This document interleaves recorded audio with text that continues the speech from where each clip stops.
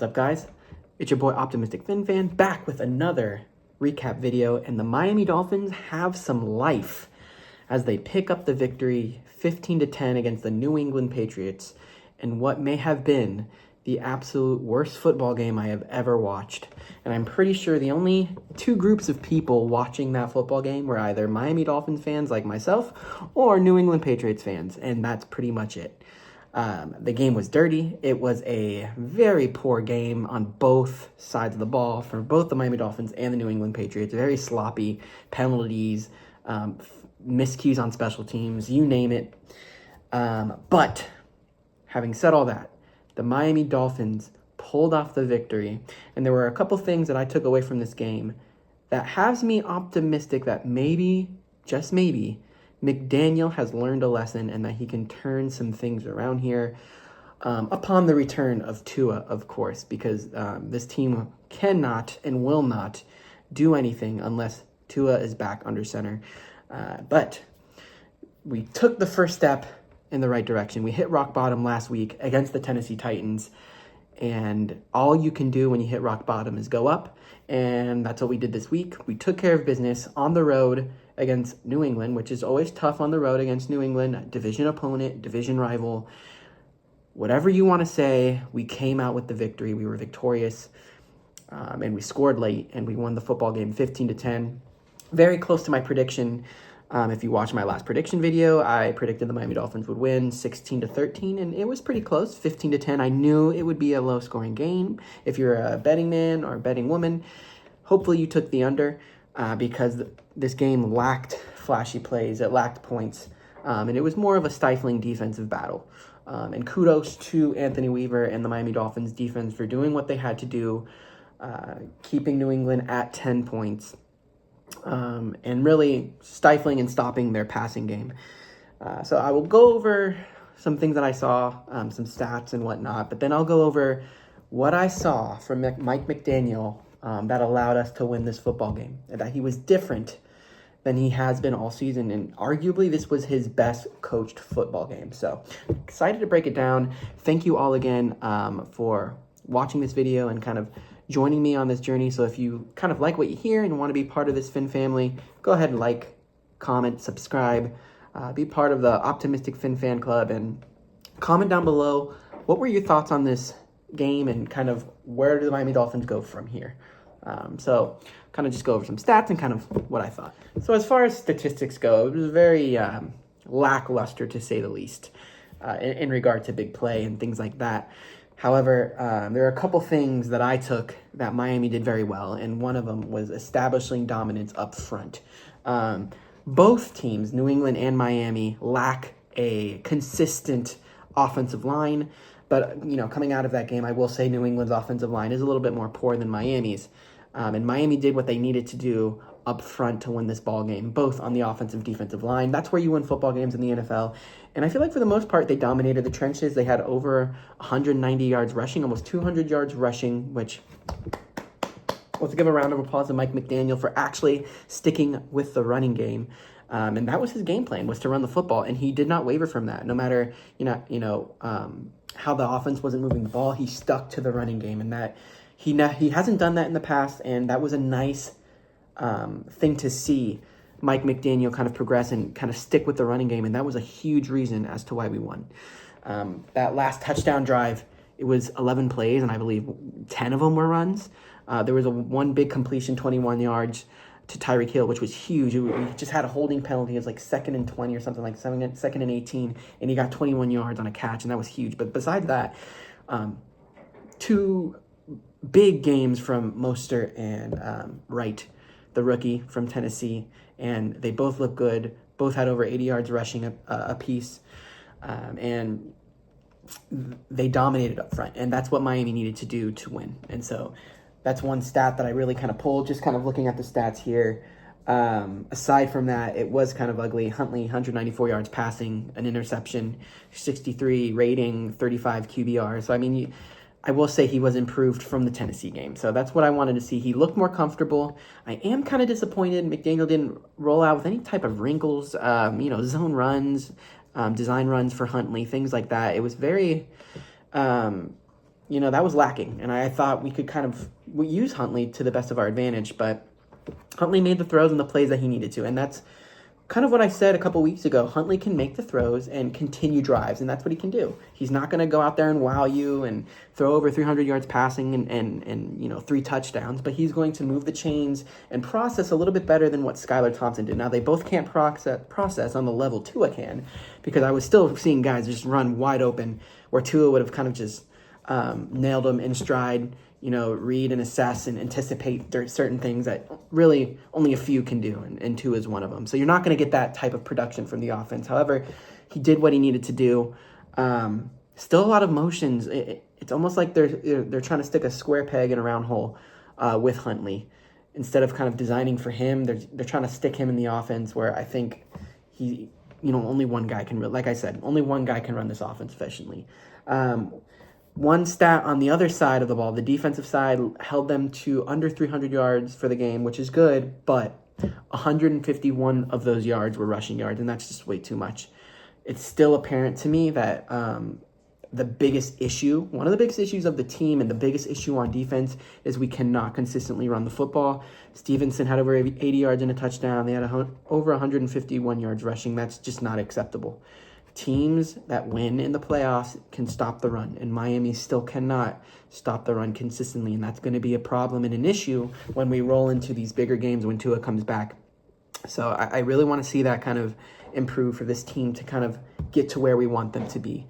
But aside from that, the defense played great. 10 points they held the Patriots to. Not that the Patriots aren't the most, star-studded offense. However, holding a team to 10 points in the NFL is good. They made the plays that they needed to, a couple sacks. I thought the D-line would dominate the offensive line of the Patriots a little bit more and get a little bit more sack production. I expected more out of Chop Robinson. He was kind of silent. He gets blocked out of a lot of the plays. He's learning, and we understand that.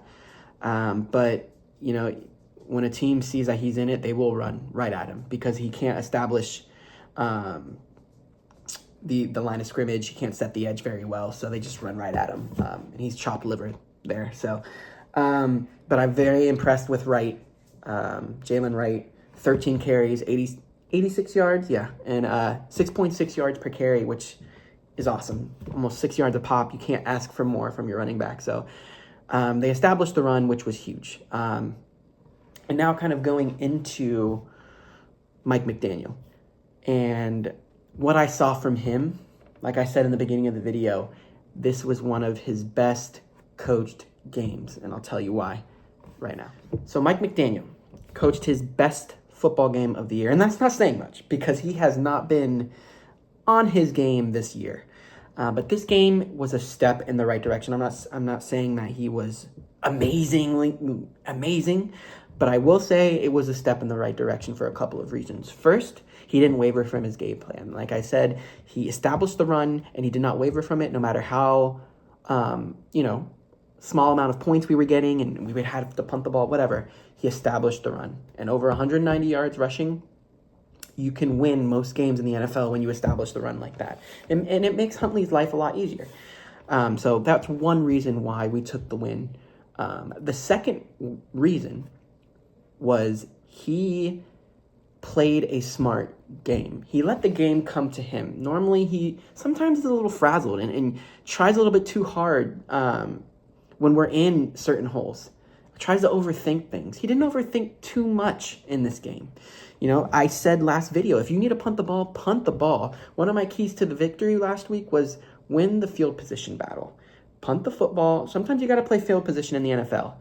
You don't have to go for it on every fourth down because you're not going to get it every fourth down. And so, McDaniel, there were a couple of instances where he would have gone for it on fourth down previously, but he didn't. He took the points, and we needed every single field goal, every single point that we got in this ball game. And kudos to him for kind of learning from his mistakes, punting when he needed to, kicking field goals instead of trying to go for it on fourth down, and not putting your team in poor positions. I think he did a better job of that, and he stuck to his game plan. And so I give, McDaniel a B for the game. I think he was vastly improved. But one problem that this team is plagued with is penalties. And the special teams. I don't know how Danny Crossman still has a job.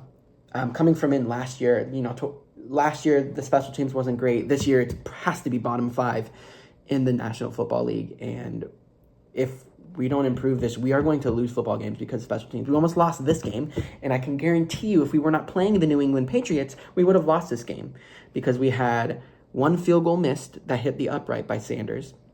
We had a field goal that was made, but then a false start where they had to bring it back, and then they botched the snap. They had a block punt. Guys just rushing in on field goals. It's just penalties on special teams. It has to be cleaned up, and the bye came at a perfect time. And so this has to be evaluated, and we have to really look at the guy that's running the special teams, which is Danny Crossman. Either he needs to see vast improvement or he should not have a job. Everyone on this team needs to be held accountable, and it starts with the coaching staff as well. Us fans have been holding McDaniel and even Chris Greer accountable. Now, there's not much we can do with Chris Greer right now. He gave us the pieces, and we're reaping the unfortunate consequences of that, seeing the amount of injuries that we have this year. But again, we did what we had to do, and aside from all of the sloppy mistakes, we won the ball game, and it was a huge win. This was a huge win that we needed because all the teams in the AFC East lost. The Bills, Jets, they all lost. Patriots, obviously. So now we have, Buffalo, number 1 at 3-2, and then we're tied for second with New York at 2-3, with New England at 1-4. So, aside from the poor football that we have played the last few weeks, the division is very much alive. And so with Tua coming back, hopefully, in a couple weeks after the bye and after the Colts, we can hopefully go on a little run with him. Aside from the different injuries that we have across the board. But what Miami needs to do right now is take this win, get healthy on the bye, and they need to kind of continue this upward trajectory of establishing the run and making sure McDaniel is making the adjustments he needs to as long as Huntley is playing. And now when Huntley plays the Colts in 2 weeks after the bye, that's almost a month in this offense. We've seen him improve every single game, so hopefully we'll see an even more improvement coming into Indianapolis, which is going to be a very tough game and a huge game. It's a huge difference between 3-3 and 2-4. But it is Victory Monday. I will take the victory. And, it's a bye week, so I don't know how the videos will roll out. I'll think of something to kind of push out. Maybe I'll do a picks and prediction for certain games in the NFL, or kind of, divulge in certain news that comes out, whatever. But that was kind of the game. We did leave the game with 2 key injuries, one on offense, one on defense. Devon Achane, concussion, he's going to be out. The bye, again, came out a perfect time. Hopefully he can clear protocol before that game in Indy. And then Javon Holland broke his hand. He was in a cast at the end of the game. So we'll see how that progresses. He's going to be out for a couple weeks. But I think we have some good depth at safety with Marcus May, and Elijah Campbell played very good ball games yesterday. Poya will be coming back as well. So I think we'll be all right on that back end. But again, that's the recap. It was ugly, but Miami pulled out the victory. And again, guys, I thank you for sticking with me. If you have kind of watched the entirety of this video, and I appreciate it. Again, like, subscribe, comment. What do you think Miami needs to do moving forward to gain even more momentum coming out of the bye? I appreciate it, guys, and I will see you in the next video. Peace.